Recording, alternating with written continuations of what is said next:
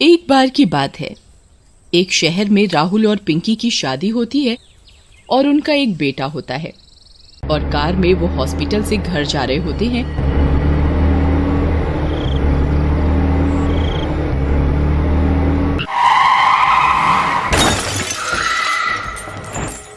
कि तभी उनका एक्सीडेंट हो जाता है।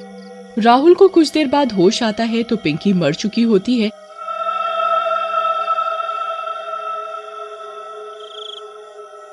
और उनका बच्चा वहां से गायब होता है। अरे अरे नहीं पिंकी, मैं तुम्हारे बिना कैसे जीऊंगा।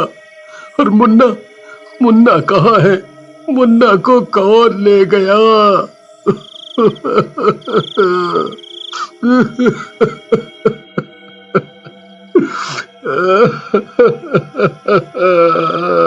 राहुल मुन्ना को हर जगह ढूंढता है पर वो उसे कहीं नहीं मिलता और पिंकी की असमय मौत के कारण वो चुड़ैल बन जाती है। अरे ये सब क्या हो गया? और राहुल और मेरा मुन्ना कहाँ है? फिर चुड़ैल अपने घर जाती है। वहाँ राहुल रो रहा होता है। इंस्पेक्टर साहब, मैंने अपनी पत्नी को तो खो दिया, लेकिन मेरा बेटा भी गायब है। आप उसे ढूंढो, आप उसे ढूंढो। हम पूरी कोशिश कर रहे हैं आपके बेटे को ढूंढने की।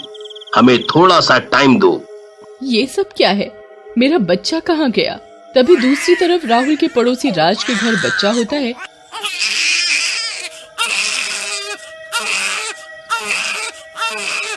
और उसके रोने की आवाज सुनकर चुड़ैल तड़पने लगती है। ये कौन बच्चा रो रहा है? मेरा बच्चा? कहीं ये मेरा बच्चा तो नहीं? मेरा मुन्ना? चुड़ैल जाती है और बच्चे को देखने लगती है।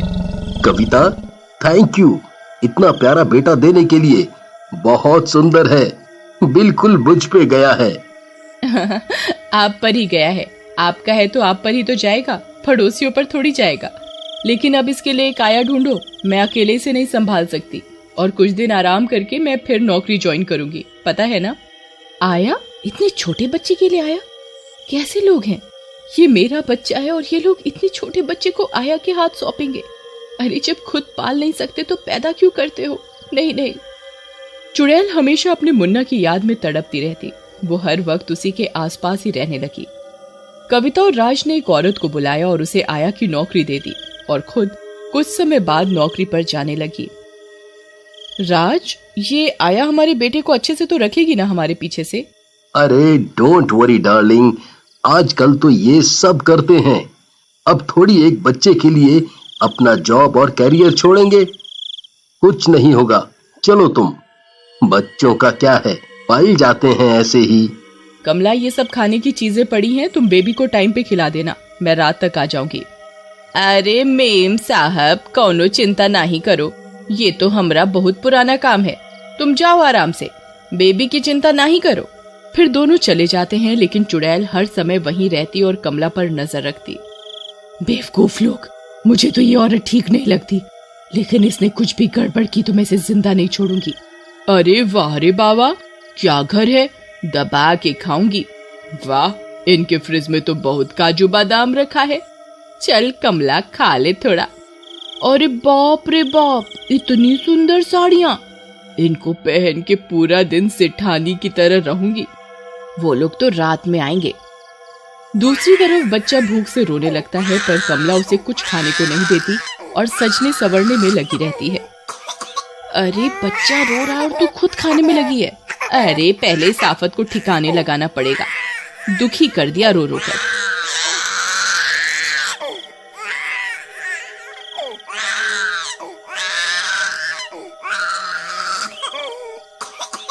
कमला जाती है और बच्चे को एक थप्पड़ मार देती है और एक दवाई लाई होती है जिसको बच्चे को पिलाकर सुला देती है। बच्चा सो जाता है। ये सब देखकर चुड़ैल को गुस्सा आ जाता है।